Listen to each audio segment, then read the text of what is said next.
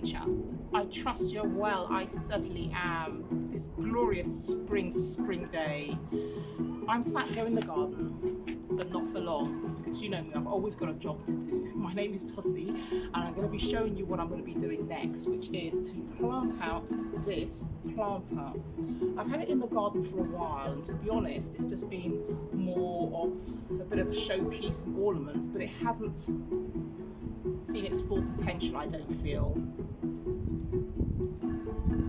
I'm going to plant that out with some amazing flowers. Canas.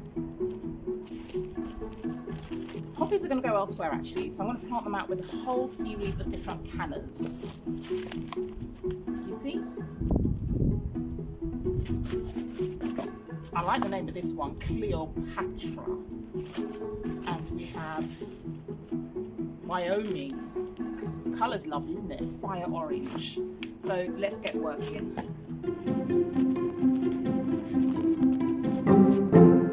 Getting some homemade leaf mulch for my next project. Be in the garden. Be in nature. I trust you're well. I certainly am.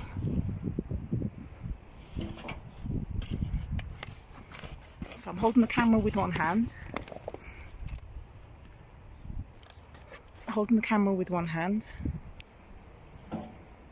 Loading up the wheelbarrow with the other.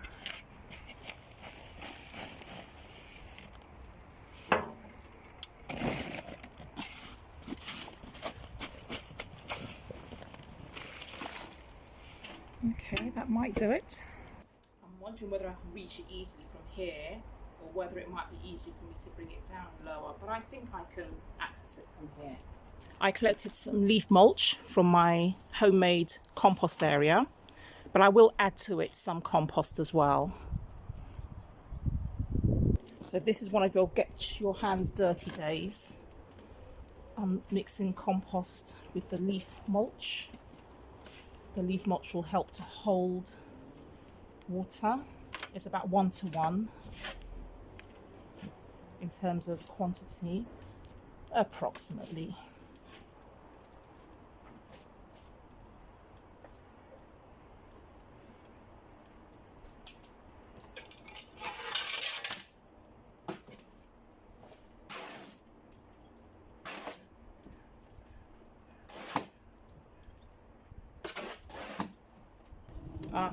Stop. I nearly forgot. I'm going to put some crocks at the base of this just to prevent it from blocking the drainage holes. So I need some crock to go at the bottom of the container to prevent the drainage holes from filling out with the compost. So crock is often referred to as old broken pots. You can see this one here. Lost it to frost the other day. So I'm just going to create myself some crock.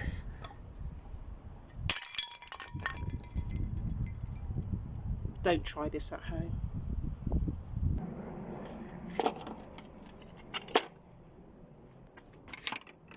So it's got a slight curve to it, which is actually quite helpful.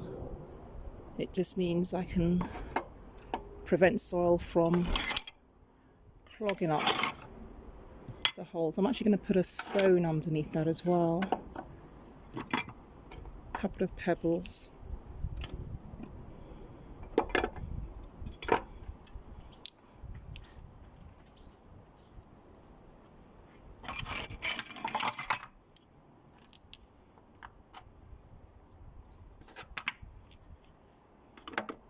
And that just keeps the flow.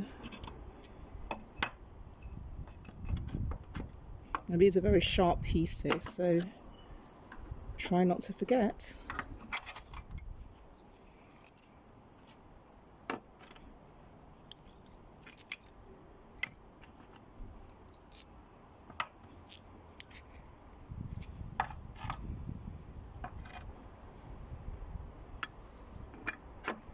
Okay, crock in place. Now I can put in the mixture.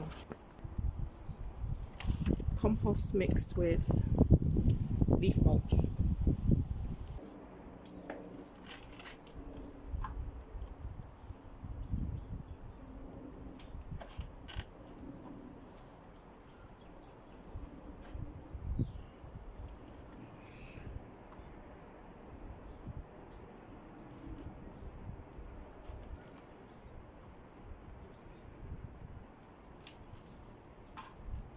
I'm definitely spoilt for choice. I have much to choose from, but my plan was to make this a really beautiful, what's the word?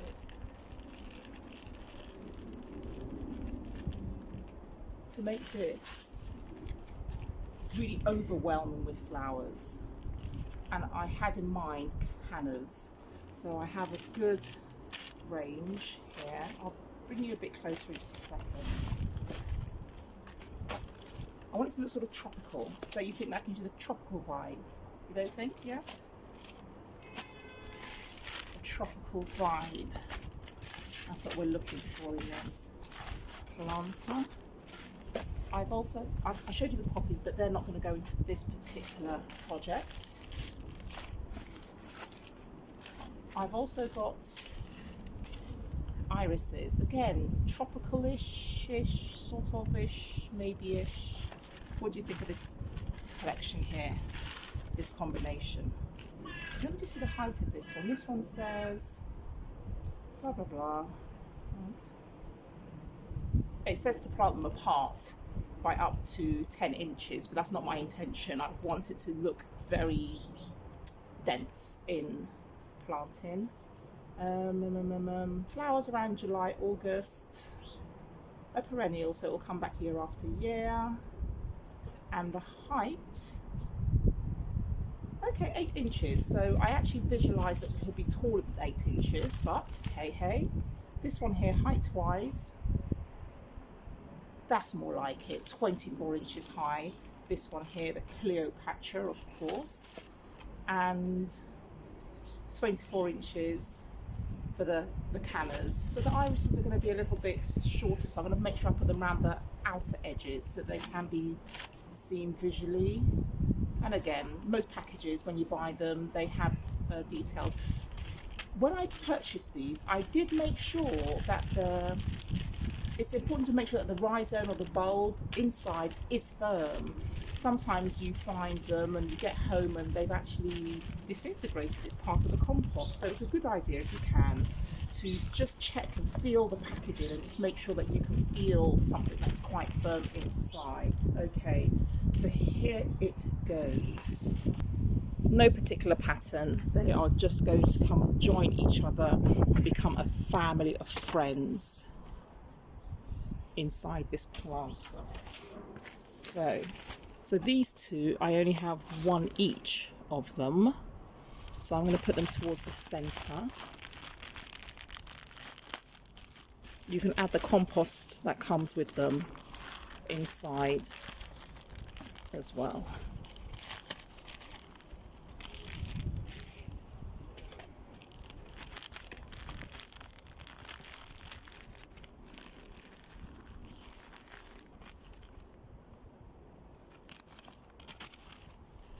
So what do they look like? They look like almost garlic type, don't they? Not garlic, more like, I didn't mean garlic, I meant ginger, didn't I? You can actually see here the roots are facing downwards. It really won't matter ultimately because it will throw the shoots up the way it needs to go, but you can see from here that it did have roots. And I'm going to place them downwards in the soil. You can see the beginning of a tiny shoot coming through here. So I'm at this moment just going to place them on top because I will put some more compost on top of here. Okay, so this one I have 3. Louis Cotton. I have 3 of those. So it makes sense to me to put them in a pyramid type shape.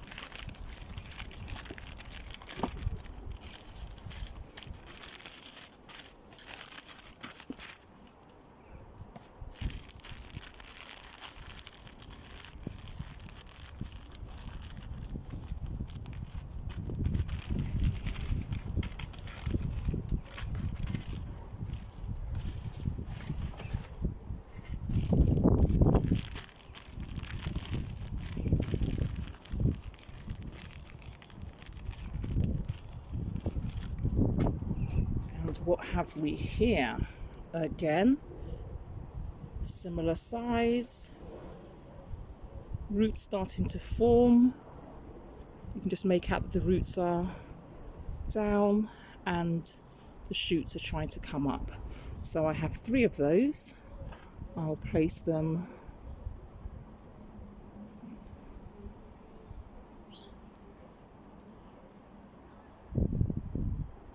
around, and don't worry too much if you get them the wrong way round, they will right themselves. Okay, the roots are this way. Just going to place it on top. Okay, so now to the next one. Okay, here goes Cleopatra. There are 3. This one's actually starting to grow. It's been impatient waiting in that package, just waited for me to come and collect her. And now that she's here, she's going to love this place I have for her. Okay, so that's Cleopatra. There are 3 of these. So I'm going to put those in between. It's root side down.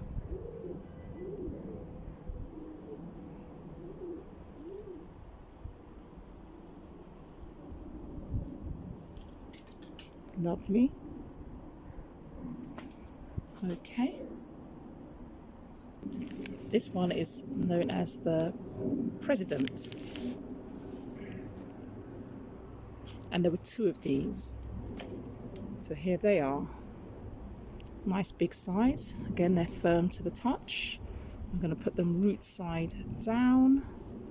And there are 2, so I might sort of place them on either side ish, you know.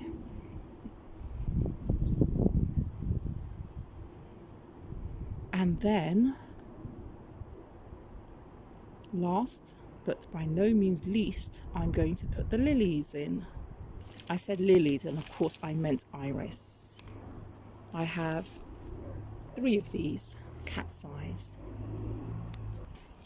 The irises came in wood shavings, but they are biodegradable, they'll break down, so I don't have a problem adding that into the mix as well.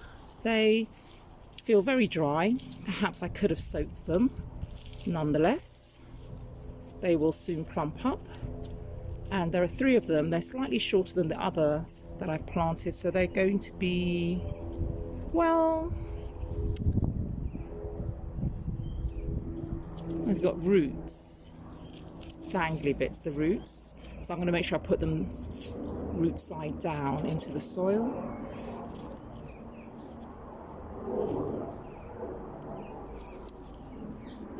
One at the back, so you can approach, you can see it as you approach from when you're coming in from the back of the garden. And then one to the side. So the front, but not the side wall. Okay, so there are our plants in situ. I need to cover these up now. It suggests to plant them about 4 inches deep. I might need to go and get some more mix.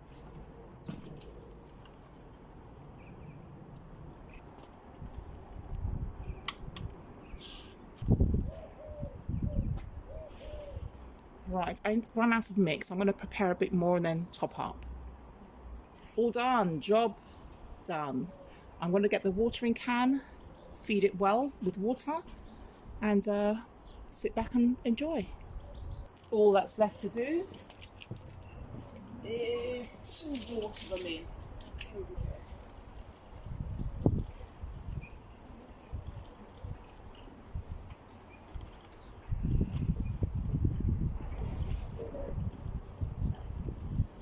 That was a quick video, wasn't it? Thank you so much for watching.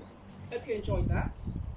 Maybe that's given you some ideas of what you could plant up in some of your planters.